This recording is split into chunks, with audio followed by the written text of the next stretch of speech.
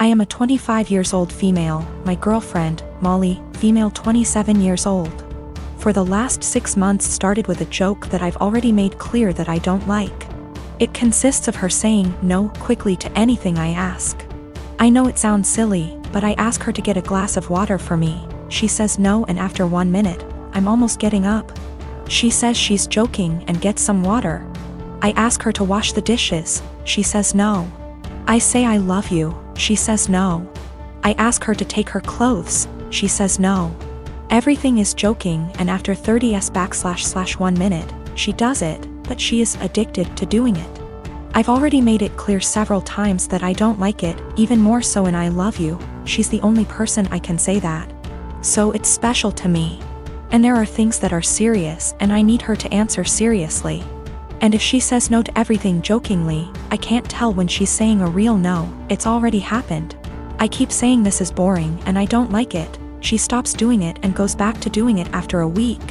After a brief discussion because she played this prank in front of our friends, me asking, "Love, can you get me some medicine?" And she, with no kidding, she stopped doing it for 1 month. Yesterday, we welcomed my parents, in-laws, and our 2 best friends to our house. Everyone knew that I was going to propose to her, and I called them, because we always plan this proposal with our loved ones attending, participating in this special day. I asked her to marry me, and she said a quick no, and I was so grumpy /panic /upset. Everyone looking in shock, for 30s for her to laugh and say she was joking, finally saying yes. I was so embarrassed and disappointed. I put the ring box back in and said I'd take it out to cool off. I didn't even let her say anything.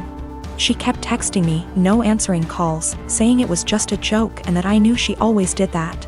She said that I left in difficult situation in the house because it was very clear that I had given up on propose, and did in front of my parents and in-laws. She stressed that I was making the situation uncomfortable because of a silly joke. Well, I slept in a hotel and I'm still in it. My parents supported me, but my in-laws calling me for giving up on proposing, disproportionately humiliating their daughter. I just really think there's time for jokes, and that moment wasn't clearly. She knew I didn't like it and decided to do it anyway. Boyfriend and I had been together for 6 years, work our day jobs together, and also run a side business together. He's my best friend, and despite managing to get past and through a lot together, he hasn't proposed. His family is starting to pressure us to get married, but he said he hasn't decided yet. He has said that he wants to get married and have a ton of kids, so what he means is, he hasn't decided if he wants to marry me. My ego is a little hurt. What else does he need to know that he hasn't already learned in almost 7 years? Is indecision the same thing as a decision in this case? We both started therapy separately very recently to work through some trauma and cope with anxiety. I don't know if I should wait to see if he'll come to kind of epiphany in therapy, or if I should leave and save the decision for him. I love him a lot, and for a long time I saw a future with him. But recently I'm starting to accept signs that he just doesn't love me as much as I love him. How do I know if he loves me or if he just doesn't want to be alone? We don't live together. We won't live together until we are married. He has stayed over for extended periods of time, so we're mostly familiar with each other's habits. We are from different cultures, but I still come from a traditional family, so we have a lot of the same values. I just consider myself to be more independent. I am very uncomfortable with the idea of an ultimatum. I don't like the idea of forcing someone to make a decision out of fear or because they're backed into a corner. My communication skills are something that I'm pretty proud of, to be honest, but it's something that he struggles with. And that's one thing he wants to work on in therapy. I'm working on not projecting my fears of insecurity onto our relationship, even when he isn't communicating properly. He picked me up and I told him that after the conversation with his family, I've been feeling really insecure in our relationship. And if he's unsure if he wants to marry me, I need to know what he's unsure about. I said if we want to have kids, I really can't wait forever. He says that he is sure he wants to marry me, and he might have had a plan to propose. But when I came over, his family completely blindsided him, and now it's awkward, like they've spoiled it. I told him maybe he needs to think about if what we have is what he wants. I just feel it shouldn't be this complicated. Maybe I'm just jaded and bitter at this point and nothing will make me happy. I do believe him. He wouldn't drag me along just for the fun of it. I love him, and our lives are so wrapped up, it's very hard to leave, even if I wanted to. I just wish I could read his mind. I wanted to talk to my therapist before I made any decisions. We both had appointments the following day, and in my session she asked me if I thought I was ready for marriage. I said of course. I've known I wanted to marry him since I asked him to move out with me. 2 years into the relationship and he turned me down. She responded by rephrasing the question. She said she isn't asking if I want to marry him, but rather, is the way I currently feel about myself. The way I handle my problems and my anxiety, and the way my boyfriend and I communicate. Is the way I feel in my relationship the way I want the rest of my life with this man to be? No way came out of my mouth way before I even processed it. Stressed was in my brain in big, bold, yellow letters.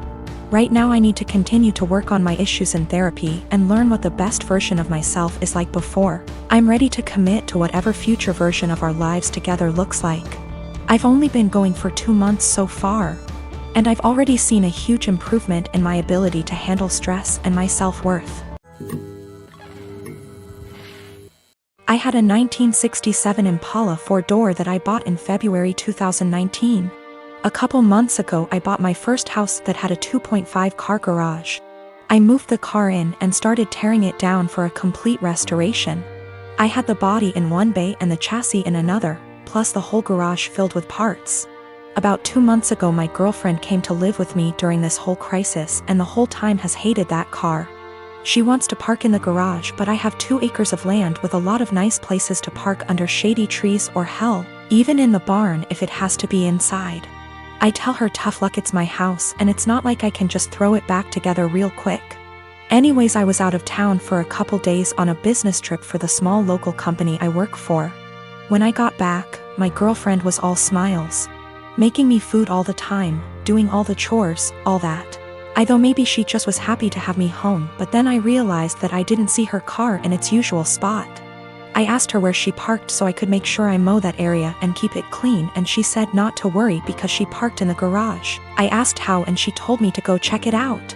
Turns out that while I was gone she hired some people to come over and move everything related to that car, including the drivetrain, body, and chassis and all parts, and take it to the local dump / scrapyard. I was absolutely dumbfounded.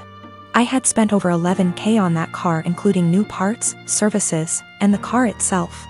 I told her that I was going to be taking her to court for that and she brushed me off like I was being dramatic. I told her that it's done between us and to pack her things and leave. I admit I was really angry, but I did end up getting a lawyer. And as I have all the receipts for all that money spent and I have her on my house's security cam footage letting the guys in and watching them take it all, I think I can win. Her family and friends are absolutely blowing me up saying it's just a stupid old piece of junk, and that she cannot pay back all that money I spent, and that I should just let it go.